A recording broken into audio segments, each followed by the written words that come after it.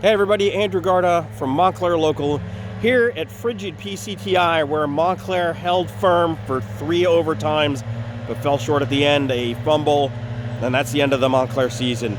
It's been a tumultuous season, it's been a tough season, but these Mounties have no reason to hang their heads. This is a team that had a quarterback whose shoulder was still bothering him, his arm was still not there, and really couldn't throw the ball that much. It was a team that had to turn to a freshman quarterback because of the injury and because of a lack of other quarterbacks in the room. And that freshman quarterback stepped up when he needed to. This was a team that over and over again generated turnovers. Defense stepped up, had 2 bruising running backs in Justin Bernal and J.J. Williams. Had an amazing dynamic player in Samaj Adams. And Adams and Bernal and Drew Pfeiffer and Jaden Lee, these are all kids who are going to, Tom Rogers, are all going to be back next year. So in a lot of respects, looking forward, this could be a very interesting team next season. But of course, now this is a team that has to look and think about what could have been. And unfortunately, tonight seemed like a night when everything that could go wrong did go wrong.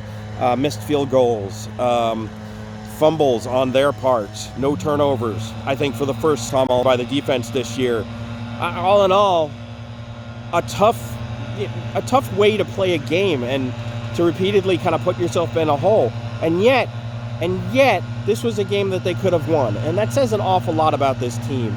I talked with head coach Pete Remicchio after the fact, and he said, listen, I want everyone in town to know, I want everyone at school to know, I want everyone to know I am damn proud of these kids, of this coaching staff. They really all left it out on the field. He talked about how hard they worked and how dedicated they were and how much they had focused on what was going on the field instead of what was going on off the field. And hopefully there will be a little less nonsense off the field as well.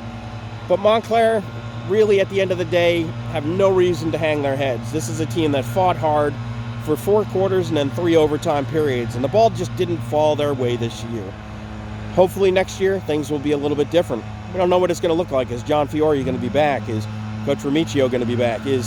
Are we going to see the same team, the same players? We have an off-season to figure that out.